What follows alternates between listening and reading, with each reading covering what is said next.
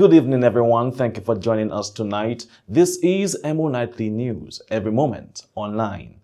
In tonight's news headlines, police probe 2 separate deaths. Danny Luge outlines vision at Tarish Pete UWP meeting. Labour holds Roseau North campaign liftoff. 4-H Club celebrates excellence at annual awards ceremony. St. Kitts Music Festival ends on a high note. Eyes already on 2027. Barbados deploys military and rescue teams to earthquake-hit Venezuela. Pakistan says 29 firefighters killed in border operation. And Canada advances as FIFA World Cup round of 32 gets underway. Details of these stories and more coming up next. Stay with us. From the hills of Morne Jaune to the plains of Rivière-Sirique, our twin communities are coming home. The Morne Jaune Rivière-Sirique Reunion, July 3rd to the 11th, 2026. 9 days of culture, faith, family, and celebration. Come celebrate Market Day, Hallelujah and Roots Festival, Sports Day, Community Day, and a river cookout in Rosalie, island tours, a bar crawl, and dinner en blanc avec Creole. And we bring it all home with Gospel Fest and Rhythms on the Savannah, featuring Signal Band and the legendary Midnight Groovers. Morne Jaune, Rivière-Sirique, Generations United, Memories Rekindled, July 3rd to the 11th, 2026. Visit www.mjrcreunion.com. This community is a unique. Welcome back, everyone. I'm your presenter, Rick Francis, and this is the news broadcast for the 29th of June, 2026. In local news this evening, the Dominica Labour Party held its Roseau North campaign liftoff on Sunday evening at Lindo Park in Roseau, marking the launch of Ashma McDougall's campaign for the Roseau North constituency ahead of the upcoming by-election. The event brought together party supporters, residents, and senior Labour Party officials, including political leader and Prime Minister Honorable Roosevelt Skerrit, Honorable Dennis Charles, Honorable Melissa Popone Skerrit, Honorable Greta Roberts, Ambassador Ian Douglas, and Honorable Roland Royer. Ashma McDougall thanked supporters for their encouragement and pledged to continue engaging residents throughout the communities of Roseau North as she seeks their support in the upcoming by-election. Across every community, across every sector, the message is the same. There isn't a lack of talent. There is not a lack of ambition. But building support systems strong enough to unlock their potential, to unlock our potential. And that is why we must continue to expand the small business landscape of Roseau North and of Dominica. That is why we must transform these ideas from paper to enterprises in motion. Because when we empower small businesses, when we unleash entrepreneurship, when we support those who are willing to take risks, we create value. And that is not charity. This is economic transformation. This is nation building. Friends, the future of business is on the move, and it has already crossed into Pottersville. It has already taken roots in Goodwill, and it will continue to move through Fonkole, Tarish Pit, Yampis, Gotha, and every corner of our constituency. This is Roseau North's time. This is our moment. And together, we will build a constituency and an economy that works for every community and every family. McDougall later outlined her vision for the constituency, calling for less politics, more progress. She urged residents to work together to build a stronger Roseau North that benefits everyone. Take the coastline from Woodbridge Bay to the Roseau Market.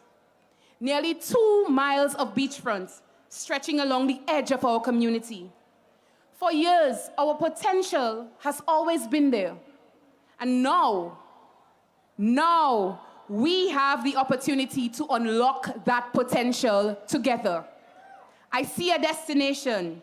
I see a vibrant beachfront experience that attracts residents and visitors alike. Roseau North, my promise is straightforward. Less politics, more progress. Less excuses, more execution. less division, and more unity. Because nothing would mean more to me than to live up to your trust. Together, we can build a stronger constituency, stronger communities. We can create better jobs. We can invest in our young people. Because this by-election is not about yesterday. It is about tomorrow, and tomorrow begins with us. Addressing the rally, Prime Minister Rosa Skerrit said Roseau North is home to people from every sector of the country and stressed that the constituency requires a representative who understands economics and, above all, understands people. Roseau North is no ordinary constituency. It sits at the heart of our capital. It is home to entrepreneurs, professionals, public officers, teachers, students, vendors, retirees, tradesmen, and young people filled with ambition. It is a constituency where the hopes and aspirations of modern Dominica are visible every single day. The representative for Roseau North cannot simply understand politics. That person must understand people, because politics is about people, ladies and gentlemen. Representation is about people. They must understand economics. They must understand opportunity. They must understand innovation. They must understand where the world is going and how Dominica can position itself to succeed within it. The future demands fresh thinking. The future demands new energy. The future demanded someone who could appreciate the changing nature of the world while remaining deeply connected to the everyday concerns of ordinary people. That is where Ashma entered the conversation. The campaign lift-off formed part of Dominica Labour Party's ongoing campaign efforts in the Roseau North constituency as the party continues to prepare for the upcoming by-election. The United Workers' Party, UWP, held a public meeting in Tarish Pit on Sunday night, where Roseau North candidate Danny Luge appealed to residents for their support in the upcoming by-election. Addressing supporters, Luge declared that Tarish Pit is not for sale, while criticizing the policies and governance of the Dominica Labour Party. He urged residents to vote for change and reaffirmed his commitment to representing the constituency. This is Danny Luge Domen. So make way for the blue. The blue tsunami is coming. 27 years of shattered dreams, broken lives, and hand-to-mouth existence. You know, if Skerrit could not give our children an opportunity to live, work, and enjoy life in Dominica, after 27 years, he cannot do it at all. How many more generations of young people will be born under Skerrit, and all they dream of is to run away to another Caribbean country? Our children cannot find good paying employment in their homeland, and at the same time, they cannot go to the United States of America anymore. Thanks to this reckless Labour Party, parents cannot go to their children's graduation ceremonies in the United States even today. And new students cannot enter universities in the US for this new semester. Or just shut because of the reckless sale of our passports to crooks and criminals with dirty money. Now our children are paying the heavy price. A devastating future without an education in the US universities. And we want them, but they told us that we were enemies of the CBI program. But now the chickens have come home to roost, and all the big countries are closing their borders to Dominicans. Mr. Luge later outlined several of his priorities for the Roseau North constituency, including initiatives aimed at improving opportunities for residents and addressing community concerns if elected. In North Vendors Arcade, a tourist visitor center where buses will do tours from that site. We will build restaurants with local delicacies. We will build hair braiding salons where young ladies and young men can open up their massage and beauty salons. Local businesses on the second and third floor. A conference center. All seafood restaurant. Steamed fish, fried fish, fish roti, kubuya fish, roast fish, baked fish, and famous. Catch of the day from the fishermen of Tarish Pit, Pottersville and Fokole. Our fishermen will get sale for their catch, while our young chefs of Fokole, Yampish, and Tarish Pit will cook the catch of the day fresh from the sea. We will have a Wednesday night and Friday night festival with booyah artists like Shelly and Signal Band, who is right here, who is from right here in Roseau North. Cuisine and entertainment by our young artists, just like Wozile in St. Lucia. UWP political leader Dr. Thompson Fontaine also addressed the gathering, telling supporters that governments are elected to serve the people and should be accountable to the citizens they represent, and that his government will put money in the hands of the people. We are going to transform Dominica.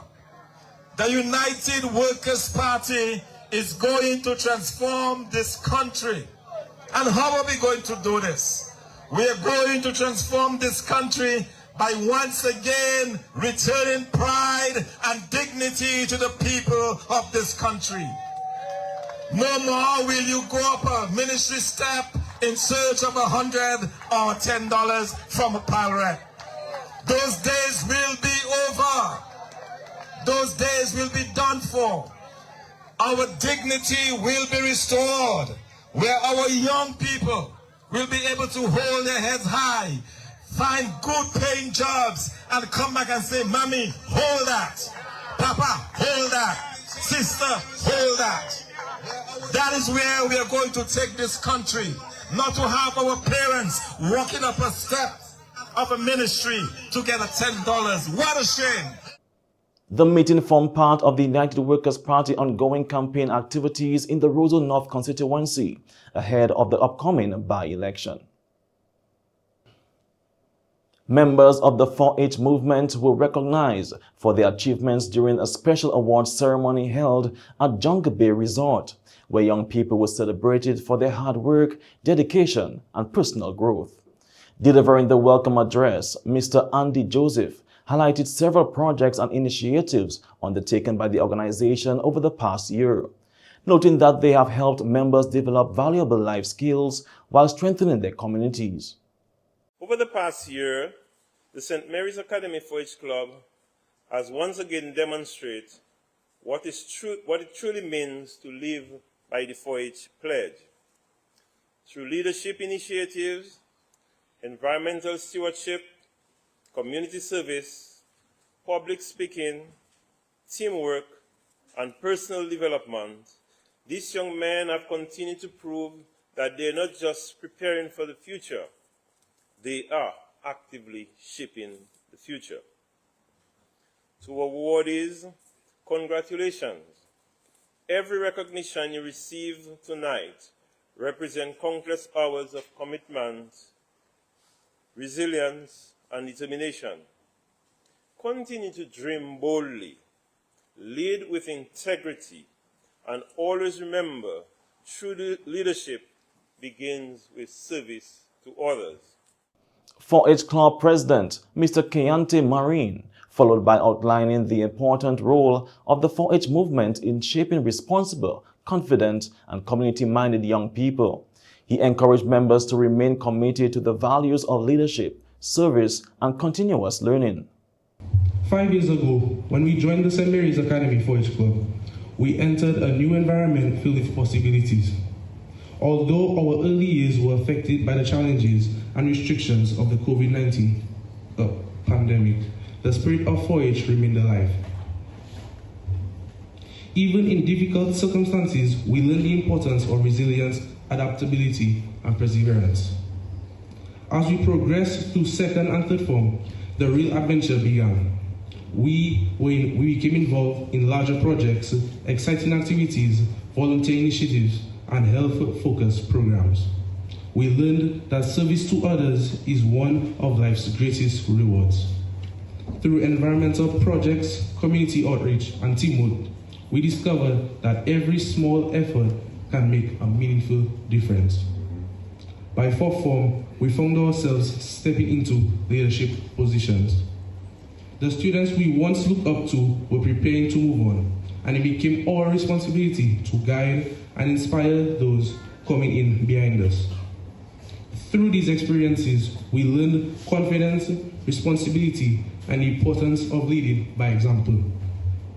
And now we have arrived at our final year. It is hard to believe that our journey with the St. Mary's Academy 4-H Club has come to an abrupt end. Looking back, I can honestly say that the growth we have experienced has been remarkable. The club did not simply give us activities to participate in, it helped shape who we are. For me, personally, the transformation has been less than incredible.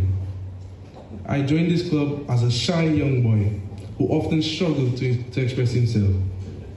Today, I live as an outgoing, confident, and articulate young man. The ceremony culminated with the keynote address by Dr. Kenneth Daru, who congratulated the award recipients on their accomplishments. He thanked parents, club leaders, and mentors for their unwavering support and sacrifices in helping to nurture the young people. Every award is not simply a reward for past achievements. It is also a challenge for future excellence. Allow today's success to inspire even greater achievements tomorrow. To those of you who may not receive an award tonight, and for this encouragement, your value is not determined by a certificate, a trophy, or medal. Some of life's greatest accomplishments are achieved quietly, long before anyone notices. Continue working hard. Continue learning. Continue growing. Your time will come. To the parents and guardians present here, and of course teachers and everyone who played a part in the upbringing of this fine gentleman, we would like to thank you. Because behind every successful young person is someone who sacrificed, and I can tell you about this, encouraged, corrected, prayed, and believed. Your guidance has helped shape the remarkable students we celebrate tonight.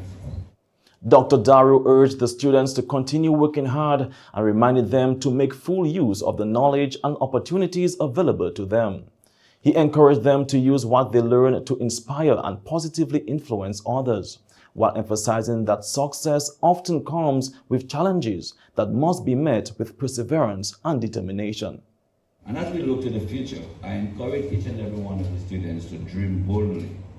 Do not allow fear to limit your achievements. Whether you choose medicine, agriculture, engineering, education, business, public service, environmental science, technology, or the arts, whatever it is, strive for excellence. But never forget the values that brought you here. The values of integrity, which 4-H teaches so well. Compassion, humility, respect, and service. This quality will open doors that talent alone cannot. My young friends, you are living in an era filled with extraordinary possibilities. You have access to knowledge that previous generations, like myself, could scarcely imagine. Use that knowledge wisely. Become innovators, problem solvers, compassionate leaders. Become citizens who live every community and place better than they found it. As members of the 4-H family, continue to grow forward with confidence. Give back with generous hearts and embrace every season with faith, resilience, and hope. The evening concluded with the presentation of certificates and awards, recognizing the outstanding achievements of members and reaffirming the 4-H Club's commitment to developing the next generation of leaders. And finally, in local news, police are investigating two separate deaths that occurred on Saturday in Canefield and Concord. In the first incident, the body of an unidentified man was discovered in a manhole near Minia's 7-Eleven supermarket in Canefield. Police have launched an investigation and 2 people have been arrested as inquiries continue. Police are investigating the circumstances surrounding the death of a male individual at Canefield. At approximately 4:53 p.m. on Saturday, the 27th day of June 2026, the lifeless body of an unidentified male individual was discovered in a manhole along the western side of the E.O. Leblanc Highway in the vicinity of Minia's 7-Eleven supermarket in Canefield. The body was recovered from the manhole by personnel of the fire and ambulance services, and the preliminary investigation indicates circumstances requiring further police investigation. A medical doctor pronounced the unidentified individual dead at the scene. As part of ongoing investigation, 2 persons have been arrested. The body is being kept at a funeral home pending an autopsy. The Commonwealth of Dominica Police Force appeals to anyone with information that may assist the investigation to contact the Criminal Investigations Department at 266-5165 or the nearest police station, or Crime Stoppers at 1-800-8477. Meanwhile, Marigot police are investigating the apparent drowning of 61-year-old Joseph Anatole, also known as Joe Black of Castlebruce, who resided in Concord. He was found unresponsive in a river behind his residence and was later pronounced dead at the Marigot Hospital. The Marigot police are investigating the death of a 61-year-old man following a report of an apparent drowning incident at Concord. At approximately 5 p.m. on Saturday, the 27th day of June 2026, police responded to a report of an apparent drowning incident when a male individual was found unresponsive in a river at the back of his residence in Concord. He was subsequently transported to the Marigot Hospital, where he was pronounced dead by a medical doctor that same evening. The deceased has been identified as Joseph Anatole, otherwise known as Joe Black, 61 years old, of Castlebruce, residing at Concord. The body is being kept at a funeral home pending an autopsy. Investigation into the circumstances surrounding the incident is ongoing. The Commonwealth of Dominica Police Force expresses its sincere condolences to the family and loved ones of the deceased. Police say investigations into both incidents are ongoing.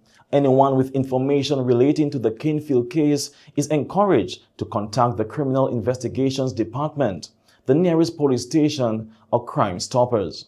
And that's all for local news this evening. Stay tuned for regional news coming up next.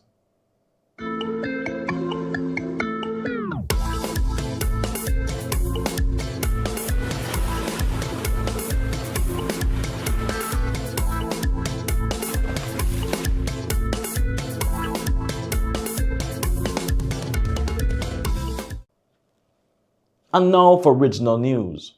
The curtains came down on the 2026 St. Kitts Music Festival on Saturday night after 3 unforgettable nights of music, energy, and entertainment.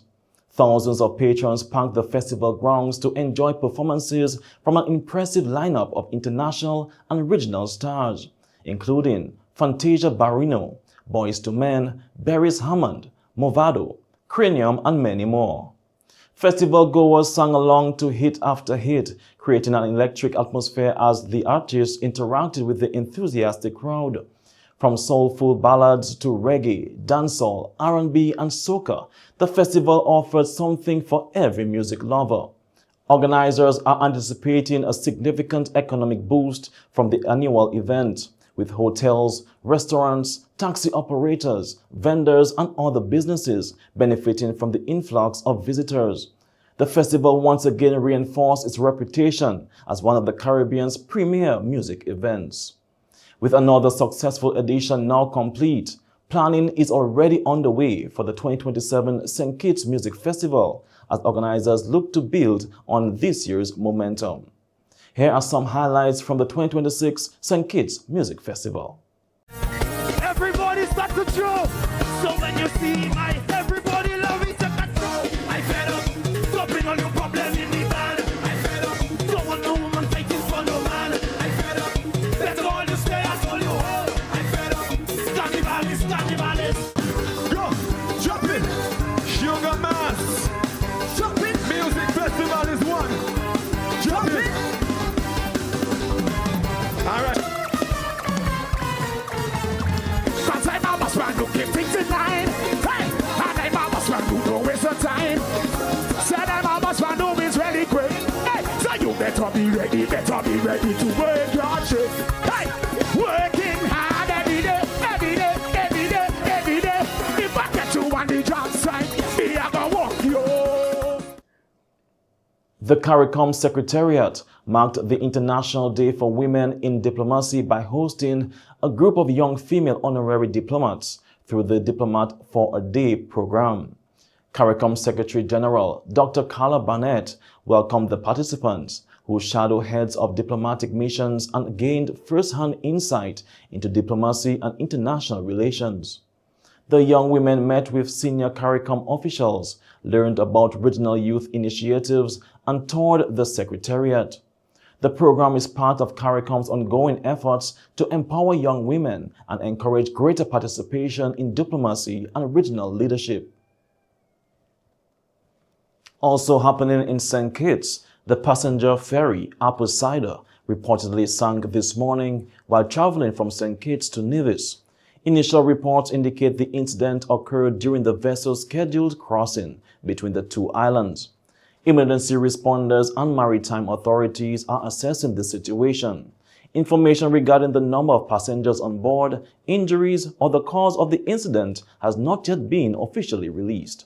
EmoNews will continue to monitor this developing story and provide updates as more details become available. Barbados has dispatched military and emergency response personnel to assist relief efforts in earthquake-affected Venezuela. An advanced team from the Barbados Defense Force, BDF, is currently on the ground to establish a field medical hospital. The team departed Barbados on Friday, June 26, accompanied by Barbados Ambassador to Venezuela, Commander Aquinius Clark, and officials from the Venezuelan Embassy. The advanced team is conducting preliminary site assessments and coordinating with local authorities ahead of the formal authorization for the full deployment of the medical facility. In addition, a search and rescue team made up of personnel from Barbados Defense Force and the Barbados Fire Service arrived in Venezuela on Saturday night. Led by BDF Captain Sean Brome, the team is equipped with urban search and rescue equipment to assist with emergency response operations in areas affected by the devastating earthquake. The deployment underscores Barbados' commitment to regional solidarity and humanitarian assistance as rescue and recovery efforts continue in Venezuela. And that's all for regional news this evening. Stay tuned for international news coming up next. From 5 numbers to financial freedom. Who will be the first Match 5 winner? Match 5, Dominica wins. And now for international news. Still looking at Venezuela as international rescue teams continue to arrive as search and rescue efforts enter a critical 4th day following Wednesday's twin earthquakes. Rescuers and volunteers are racing to find survivors trapped beneath collapsed buildings, with specialist teams using rescue dogs, heavy machinery, and advanced equipment to support the operation. Several people have been pulled alive from the rubble, offering hope despite dwindling chances to finding more survivors. The earthquake have caused widespread destruction, displacing thousands and damaging hundreds of buildings as relief efforts continue with international support. And finally, Pakistan says its security forces have killed 29 militants in ground operations and airstrikes along the Afghanistan border following a series of deadly attacks inside the country. Islamabad says the strikes targeted militant hideouts in eastern Afghanistan after an attack on a Pakistan Rangers headquarters in Karachi killed 3 soldiers. Afghanistan's Taliban-led government has condemned the operation, claiming at least 36 civilians were killed and more than 160 injured, and has accused Pakistan of violating its airspace. Both countries have lodged diplomatic protests, with Pakistan insisting militants continue to launch attacks from Afghan territory, an allegation Kabul denies. The latest violence further escalates tensions between the two neighbors, despite ongoing international calls for dialogue and de-escalation. And that's all for international news this evening. Stay tuned for the sports segment coming up next.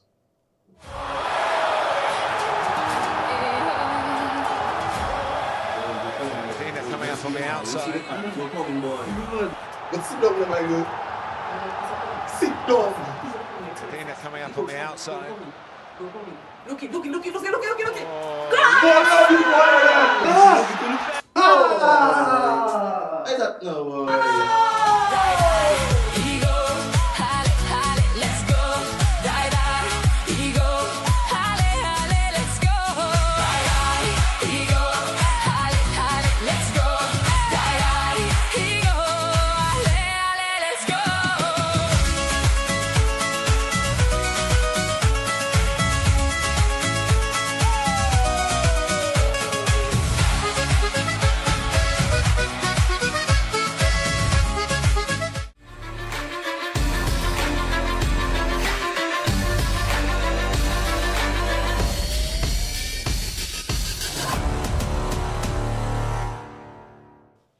Welcome to the sports segment. The knockout stage of the 2026 FIFA World Cup is officially underway, with Canada becoming the first nation to book its place in the round of 16. Canada airs South Africa 1-0 in the opening round of 32 March, thanks to a dramatic late winner from Steven Eustáquio, sending the co-host into the next stage of the competition and ending South Africa's historic World Cup run. Attention now turns to 3 highly anticipated round of 32 fixtures as 5-time champions Brazil faces Japan, Germany takes on Paraguay, and the Netherlands meet Morocco in what promises to be an exciting day of knockout football.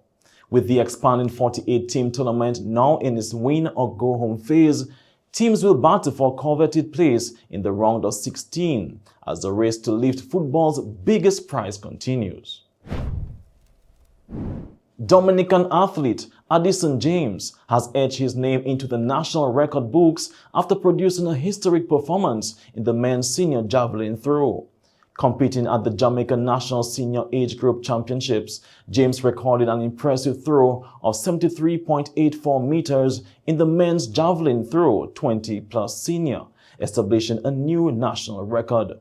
The achievement is a testament to James' dedication, discipline, and commitment to excellence as he continues to raise the standard for Dominican athletics on the regional stage. His record-breaking performance not only marks a personal milestone, but also serves as an inspiration to aspiring athletes across the country, demonstrating that hard work and perseverance can lead to outstanding success. Congratulations have poured in for the national record holder, with many wishing Addison James continued success, even greater distances, and many more achievements in the years ahead. Also in sports, LA Stars FC secured all 3 points with a 3-1 victory over Valley United FC in the Dominica Football Association Division 1 League on Saturday. Felix Prosper gave LA Stars the lead in the 32nd minute, but Valley United responded just 4 minutes later with Quante John Baptist found the back of the net to level the score at 1-1. With the match finally poised, Rick Blaze restored LA Stars' advantage in the 82nd minute before Diego Blaze added a stoppage time goal in the 90th minute, +3, to put the result beyond doubt.